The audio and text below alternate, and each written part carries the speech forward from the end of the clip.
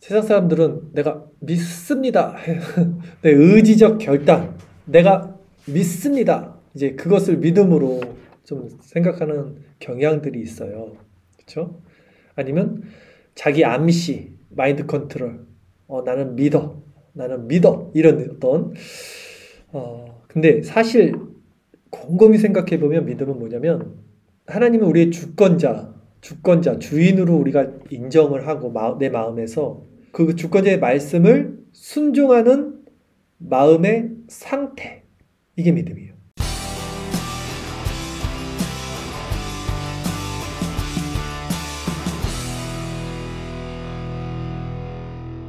하나님이 나의 주권자임을 내가 인정하고 그분의 말씀에 순종하는 내 마음의 상태. 이게 참된 믿음인 거죠. 그러니까 하나님을 믿는다는 것은 한마디로 하나님께 내 삶을 전적으로 순종하는 마음의 상태다. 이렇게 정의할 수 있어요. 믿음이란 하나님께 내 삶을 전적으로 순종하는 마음의 상태. 즉 순종하는 마음이 믿음입니다. 순종하는 마음이 믿음이다. 그래서 성경은 믿음의 정의를 행함이 없는 믿음은 거짓 믿음이라고 말하는 거예요. 야고보서에서. 순종하는 행함이 있는 것이 믿음이다 라는 거죠. 다시 말해서 하나님께 내 삶을 전적으로 순종하고 의탁하지 않는다면 그것은 하나님을 믿는다고 말할 수 없다는 거예요. 그래서 마지막 날에 예수님이 이렇게 오실 때, 재림할 때 성경은 이렇게 말하잖아요. 내가 믿음이 있는 자들을 보겠느냐? 믿음이 있겠느냐? 예수님이 왔을 때 정말 믿음 있는 사람들이 과연 있겠느냐? 예수님이 그렇게 말씀하신단 말이죠. 그러니까 믿음이 정말 지금 제가 말한 이 믿음의 정의, 이 믿음을 갖고 있는 사람들이요. 성경을 한번 자세히 살펴보면 정말 몇 없어요. 구약시대나 신약시대, 구약의 그 많은 이스라엘 백성들, 그 많은 선지자들 다 이 믿음 없었어요. 신약시대, 예수님 시대 때만 있던 그 많은 무리들, 그 많은 어떤 바리새인들 다 이 믿음 없었어요. 우리가 성경에서 나오는 그 인물들만 보니까 믿음 있는 사람들이 많아 보이는데 사실 그 역사의 배경을 전체적으로 살펴보면요. 이 정말 하나님의 주권에 순종하는 마음의 상태, 이 믿음을 갖고 있는 사람들은요. 거의 없었다고 봐도 돼요. 거의 없었다.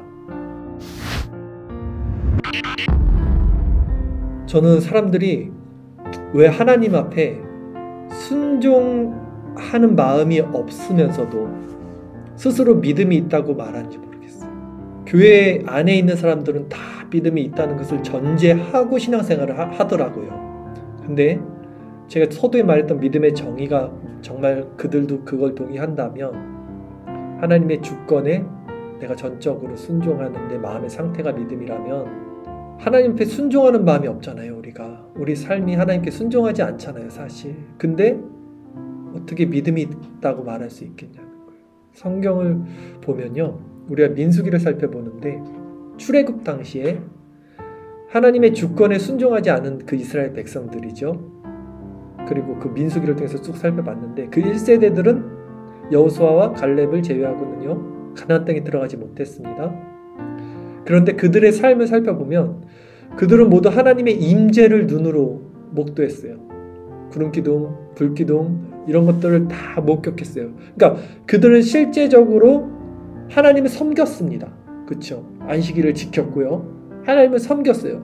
그러나 그 믿음으로는 구원받지는 못한 거예요. 가나안에 들어가지 못했습니다. 즉 그것은 참된 믿음이 아니었다는 거예요. 그래서 성경은요. 청함받은 자들은 많으나 택함받은 자들은 적다라고 말하는 거예요. 교회 안에 들어와 있는 자들, 출애굽했던 모든 이스라엘 백성들 다 청함을 받았어요. 하나님 앞에. 그러나 정말 택함받은 자들, 구원에 이른 자들은 1세대에선 갈렙과 여호수아뿐이었다는 거죠.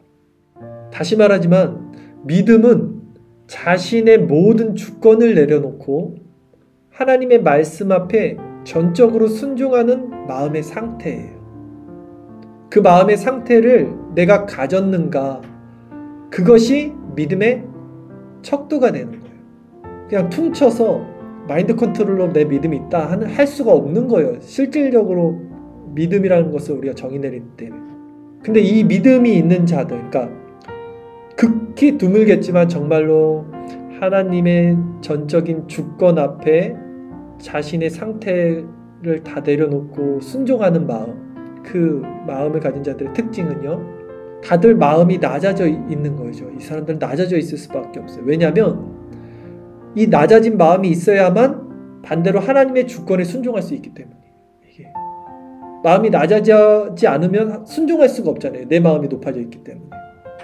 그러면 인간이 어떻게 이렇게 낮아진 심령으로 하나님의 그 말씀에 순종하는 그 마음의 상태에 이를 수 있는가 했을 때, 우리가 진정 낮아지고 순종한다는 것은 이런 것 같아요.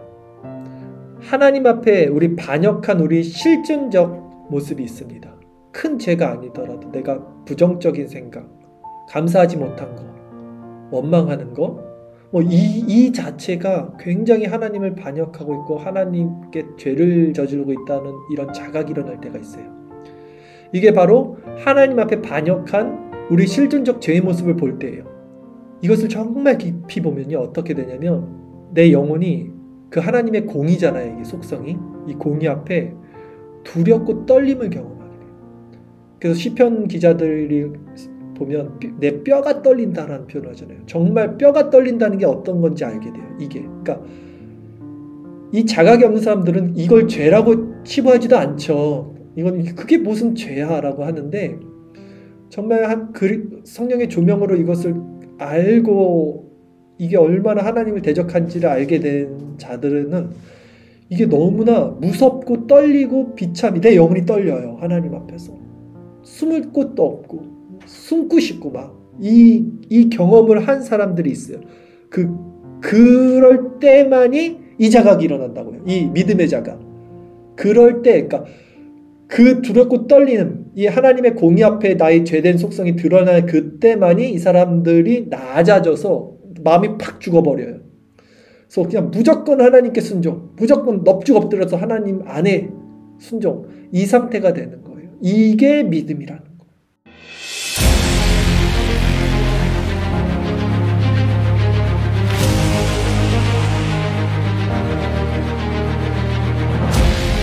그래서 이런 자들은 이제 어떻게 변하냐면 모든 선한 지식과 깨달음과 아름다움과 능력이 오직 하나님께로부터 나오는 것임을 이제 고백하게 되는 거예요.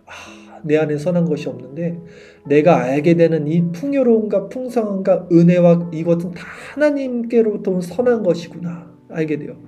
그래서 이들은 제가 요즘에 가끔 말했듯이 그냥 하늘의 태양빛만 봐도 하나님이 일반 은총 가운데 아직도 나를 살려두시고 나에게 이 은혜를 주시고, 이게 꼭 구원과 연결되지 않아도 좋아요. 내가 자꾸 구원받아야 된다를 우리 신앙에 초점에 둬서는 안 돼요. 그거는 내 관점인 거예요. 그게 아니라 내가 지금도 호흡하고 있고 하나님의 햇살이 나를 지켜주고 있고 또 오늘 우리가 이 자리에 앉아서 이 하나님의 말씀을 들을 수 있고 또 찬양할 수 있고 기도할 수 있게 해주신 이것만 봐도 너무나 하나님의 은혜라는 거죠. 우리는 이 믿음을 가져야 됩니다. 지식적 동의나 의지적 결단, 관념적 이해, 율법적 신앙, 아니면 선민사상, 이 수준에서 믿음은 모두 가짜라는 것을 기억해야 돼요. 깨달아야 돼요.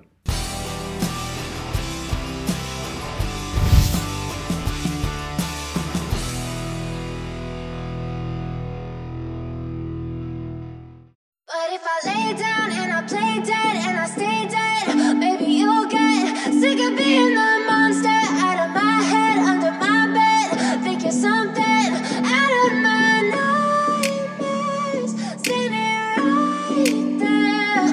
But if I lay down and I play dead and I stay dead, then will you get bored of killing me? Silhouettes of you are like a taunt. Never really know just what you want. With you I don't ever feel calm. I can feel the sweat inside my